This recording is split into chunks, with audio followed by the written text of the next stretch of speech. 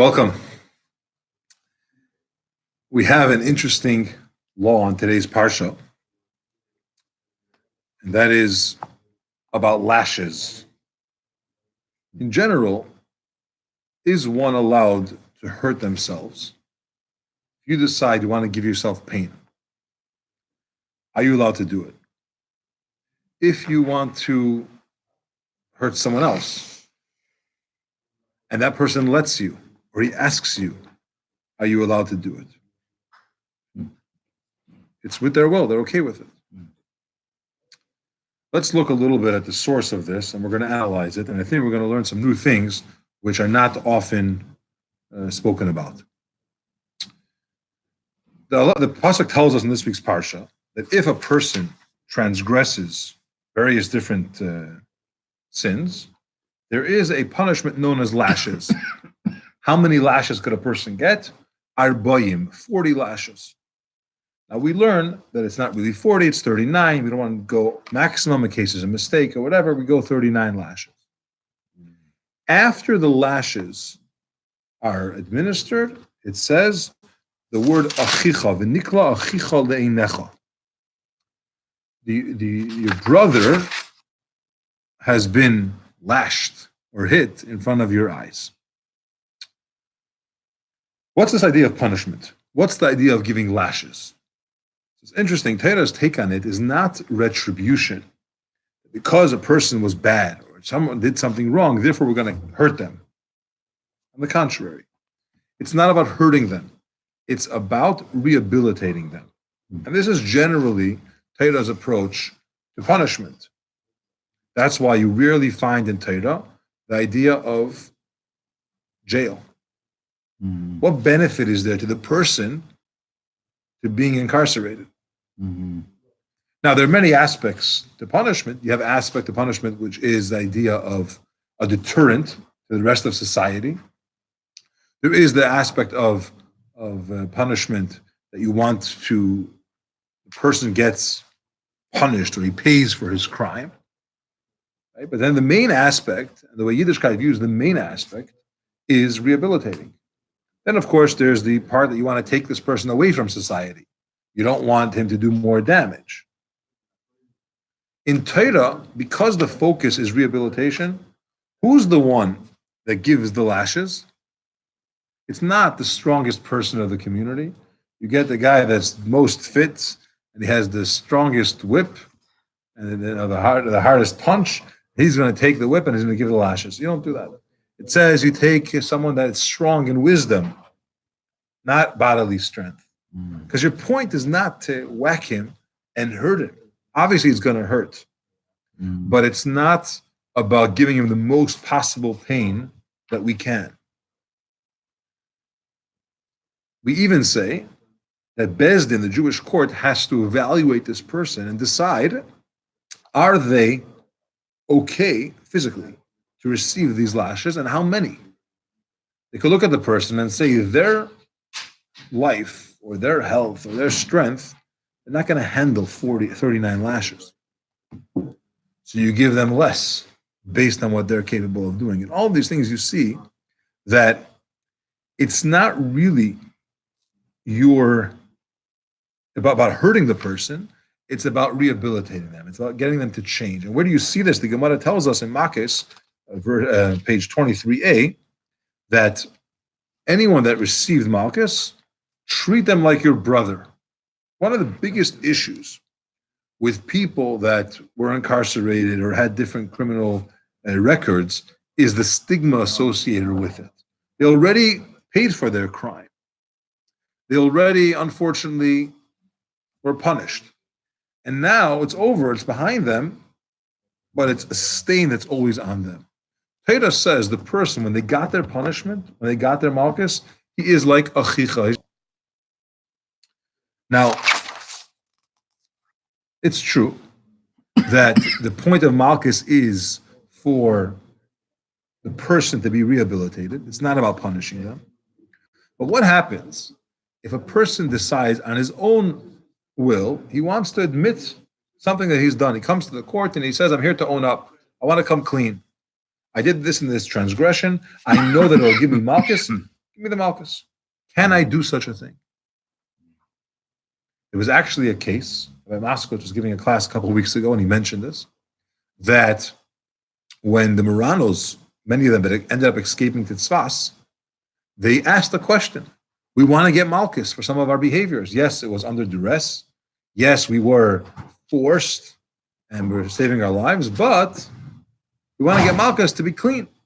We want to get those lashes. If a person comes to Beis Din and says, I want to get lashes, can you do it? Now, normally, the only way a person could be punished is if two witnesses came to court, which these two witnesses are cross-examined. We double-check their trustworthiness. We make sure they're not lying in this case. You don't just walk in and say, oh, by the way, I saw someone doing something wrong. He parked on the wrong side of the street on the wrong day. For that hour, you give him lashes. It's a difficult process. But what if the person comes on his own? There are no witnesses. He himself comes and says, I want to have it. So the halacha is, you cannot get malchus. You can't come to Beis Din about yourself and say, hey, I messed up, hit me. Not allowed to do it. Why? So there's a machlokes, there's an argument. The Rambam tells us the reason why a person cannot inflict or get himself to have this malchus is a gzeras hakosov. It's a decree from the pasuk. We don't know why. The verse says you can't do it. Okay? Because it says al pi shnayim edim, based on two witnesses. That's the only way you can get punishment going, and not on your own admission. Even though you yourself are coming and saying that I want to do so, and even though we have a verse, a saying in Gemara, "Hidas baldin kimeya edim dami," which means that when a person about himself comes and says, I admit, I owe you money. I admit, I borrowed, I didn't pay back. Whatever it is. That only applies to monetary issues. When it comes to monetary stuff, we tell the person, your admission is worth 100 witnesses. Pay. But if you're coming to say, I need to get whipped, the Rambam says it's a gzeras hakosov. It's a verse in the Torah, which is a decree, basically, telling us that we don't understand. Why? We don't accept that. You won't get lashed if you come into Beis Din and say, I transgressed something, which normally with two witnesses you would have. The Radvaz, he actually lived a long life. He was in his 90s. I think it was unusual for those times. And he says, no, he has a different reason than the Rambam. The Rambam says, God said so. He says, because your nefesh, your soul, your body, your life is not yours. It's Hashem's. And you can't come and decide that you want to hurt this body. You don't have permission to inflict pain. I don't mean pain. Someone wants to get something done to them because it's part of their health, right? It's working out and it's painful. It shouldn't be too painful, but it's because he wants to benefit. But just to go and say, I want to get lashes, you're not allowed to do it. So the Advaz says, I'm adding to a somewhat of a reason, in addition to what the Rambam says, that it's gzeras hakosov, he says, because it's not yours. You can't decide, I want to hurt this body. It's not your body. We have many halachas like that. You have to protect your life. You can't just decide you want to die. Unless it's mesiras nefesh. Torah says it's self-sacrifice. But just to come along and say, oh, I want to hurt myself, you're not allowed to do it. So if you come to Beis Din and you say, hey, rabbis, I am guilty, if it's a monetary issue, pay them money. But if it's about getting whipped, your body's going to get hurt, you can't. Now, why is that? It's not like it's really going to kill the person. It's just going to be pain. You'll survive from it, right? It's not like a person won't recover. It's not a death penalty. It's lashes, and it's done, as I said, in a very calculated way. We're not going to give more than the person can handle, and we're not going to use the strongest bodybuilder in the city to do it. We're going to make sure that the guy gets his lashes. It hurts. It'll take time to recover, but he's not going to be killed. And yet we say you're not allowed to do it on your own. And money, pay. Why is there this emphasis when it comes to the body? So in order to understand this, let's talk about a different concept, somewhat unrelated, but it'll give us some information about how Torah views our bodies. And that's the idea of brachas. We're actually learning it now in Rambam, not recently in Rambam, the mitzvahs of brachas, of making brachas. Before you eat, when you derive benefit from food or drink, and the truth is even smell various aromas, you need to make a bracha. Make a blessing. And the different blessings for different foods, right? Wine has one blessing, bread, etc. is another one, cookies, cakes, grains, and so on, fruits, vegetables. Everything has the category of blessings. Why do you make a bracha? There's two reasons. Number one, it's gratitude. You're thanking Hashem for the ability to enjoy this food, pleasure, giving you strength, to be able to serve Hashem, to be able to do what you have to do to live right. You're thanking Hashem. As a side note, I'll mention that there was a boy, I think his name was Yaakov Herzog. When he went into Yechidus by the Rebbe, a private audience before his bar mitzvah, so the Rebbe asked him if he learns Chassidus. And he says, yes, I learned the Likutei Torah, which is the works from the Alter Rebbe, the founder of Chassidus, the author of the Tanya. And the Rebbe showed some surprise. Boy, under bar mitzvah is already learning this stuff. And he asked him if he learned the mashal about the king being in the field. Alter Rebbe has a very famous mashal that the king is in the field before in the month of Elul, and God is accessible, and so on and so forth. And he said yes. But he told the Rebbe, or the Rebbe asked him, did you encounter the king in the field? Did you meet him? King's in the field. Did you see him? Did you encounter him? He said, no, he's in the field. He didn't encounter him. The Rebbe told him that every time you make a bracha, a blessing, you're encountering the king in the field. It's your encounter with him. But in any case, number one reason why we make a bracha is gratitude. You're thanking Hashem for giving this to you. And the second thing is, it is asking permission. This is not your food. It's Hashem's. You want to consume it. You need to ask permission. It's yours. Technically, you bought it. You earned it. But everything's Hashem's. And you have to ask permission. And that's why you eat it. The Gemara in Brachas tells us, and the verse says, "L'Hashem ha'aretz u'mulaya," the earth and all it contains is Hashem's. So Rabbi Levi said, I like that name, he said that, how do you reconcile this verse when it says, Hashemayim shemayim la'Hashem, ha'aretz nasan l'vnei adam? One verse says in Tehillim that the whole world and all its contents belong to Hashem. Basically, don't touch it, it's not yours. The other verse says, heavens is for God, but he gave away the earth to mankind. So is it mine or not mine? So the Gemara answers, Rabbi Levi said, that le kashya. It's not a question. This is pre the bracha, this is post the bracha. Before you make a bracha, you have no right to touch it, it belongs to Hashem.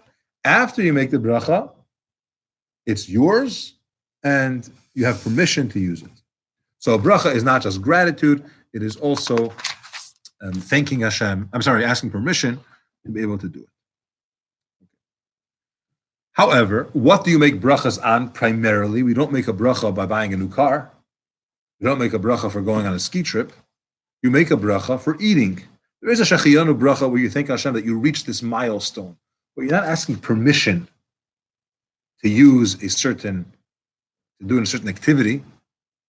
Right? When it comes to food and drink, you have to make a bracha in order for it to become yours. Okay?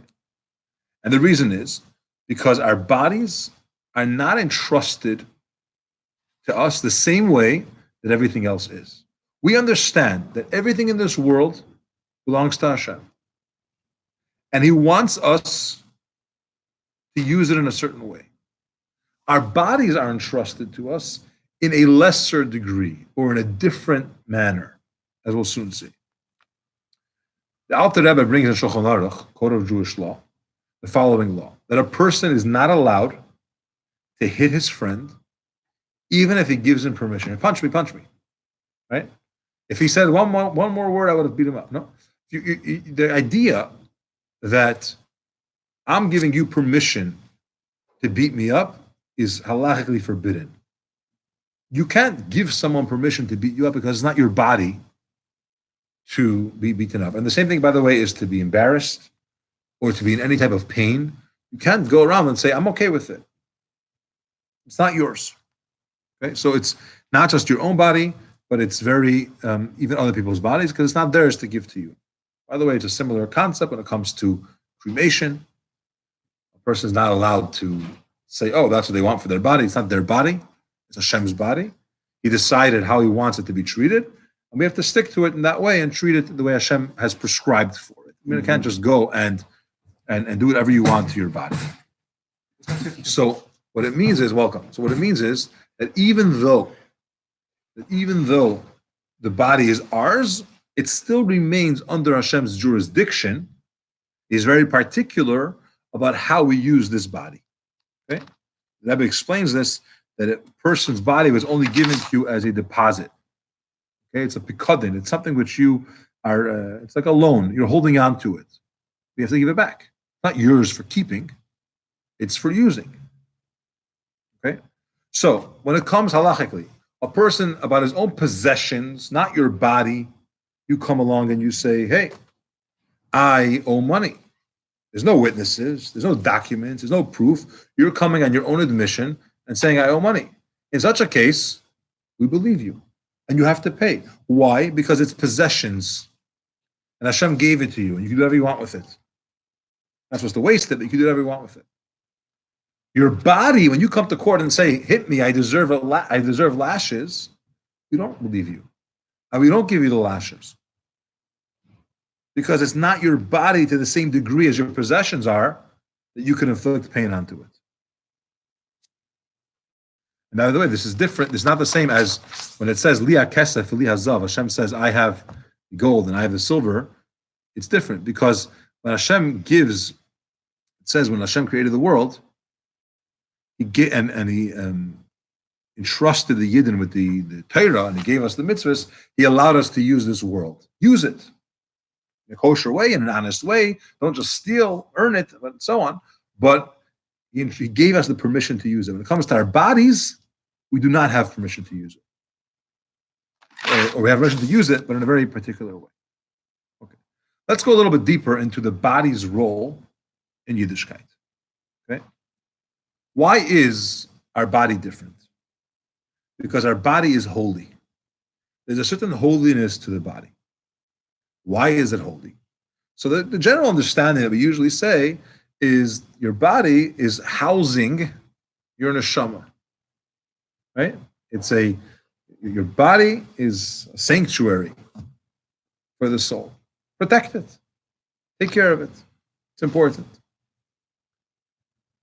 Which means that your body is not really holy. It just has a soul that's in it, and the soul is holy. So protect it because this is housing something very precious to you. It's housing your life. Okay? For example, when a person wakes up in the morning, Shulchan Aruch tells us we have to wash our hands. How do we wash our hands? Because the soul is very holy. And when a person goes to sleep, the soul leaves the body and goes to heaven. Okay, a person, the Gemara tells us, I think it's a Zohar actually, is 1/60th dead while they're asleep. Okay? Thank God they wake up in the morning. That's why our first prayer is Meida'ani. We acknowledge, we thank Hashem for restoring our life and so on. But the principle is, we've discussed this many, many times. The principle is that when you have something holy that leaves, that vacuum attracts unholiness. For Kabbalistic reasons that the unholiness doesn't have its own source of energy. It looks for leftovers. And whenever there was holiness and the holiness left, there's some leftover energies that it wants. Your body just housed a soul. That soul went to heaven to get refreshed for the night, to a certain degree. It'll come back. But while it's gone, unholy forces, we'll call it impure energy, takes its place. And when the soul comes back, it pushes them away. It gets rid of them. But a little bit remains in your hands, from your wrist till your fingers. And that's why we have this ritual to wash the hands, because by ritually doing Negelwasser, we get rid of these impurities. But what do you see? Is the body holy, or is it housing something that was holy and therefore it has some holiness to it? The reality is that not only is the body holy because it housed a neshama, but the actual body is holy. There's a famous saying, which the Rebbe brings in Hayom Yom, the first book that Rebbe wrote, that, quoting the Alter Rebbe, that we have no idea, we can't fathom how precious our body is to Hashem. How God sees our body not just as a chunk of flesh housing, a soul, but it's extremely holy. It's cherished by Hashem. Why is it cherished by Hashem? Because Hashem chose it. Hashem chose it. And when He chose it, He gave it a certain holiness to it. Uvanu v'charta, when Hashem chose us from among all the nations, He didn't just choose the soul. He also chose the body. Here's how we know. A real choice is when they're similar and you choose one over the other. If you're going to choose, what should I do today? Should I go to sleep or should I go to work? I decided to go to work. That's not a decision. It's a decision. It's not a choice. Choice is when they're equal. Of course, you're not going to go to sleep because you can't earn anything if you're going to be sleeping, right? If I chose the soul over the body, or I chose A over B, and one's worth more, or one's better, or one's holier, then it's not really a choice. It's a given. Of course, it's a decision, a logical decision to do one over the other. When Hashem chose our bodies are not different than any other body. All bodies are the same. He chose the bodies to house the neshama. It's because these bodies have an inherent holiness to them. And Hashem takes this holy thing. Money is not holy. It could become holy. Ground is not holy. Geographic areas are not holy. They could become holy. So when Hashem gave us our body to use, He said, I'm giving this to you. I'm not fully giving it to you. I'm giving you a pikadon. It's a deposit. Hold on to it and protect it. Watch it. Okay? Your possessions, that's yours. And if you want to come to court and say, I owe more, I have to give away more or whatever, you're allowed to do that. Okay? And you find, if you want to go a little bit deeper Kabbalistically, the source of the soul is actually not as high as the source of the body. Spiritually, everything has a spiritual source. Now we know the soul is of course, it's ultimate holiness. The body has a root. Somewhere in the origins of creation or beyond that, the physical body that we have has spiritual sources that are very high. The soul wants the body. The soul doesn't want to leave the body. The soul kind of needs the body. Yes? Is that true of non-Jews' bodies also?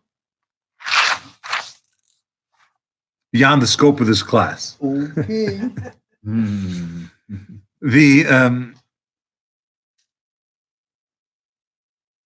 That's really one of the fundamental concepts of Chassidus, that we want to combine body and soul. Body represents physicality. Body represents material pursuits. And the soul is spiritual. So the normal way of looking at it is I have a spiritual side of me and I have a physical side of me. In the morning or in the afternoon or certain times of my day, I'm going to do the spiritual part. And now I'm getting along with my physical part, whatever I have to do. Our goal is to combine these two together. Our goal is to unite the physical and the spiritual. And step number one is to recognize that they're not really so different. Your body is holy. It was entrusted to you so that you could live a productive life and do holy things. The Alter Rebbe once said that our gashmias, our physical, is really spiritual. God gives us physical things to turn it into spirituality.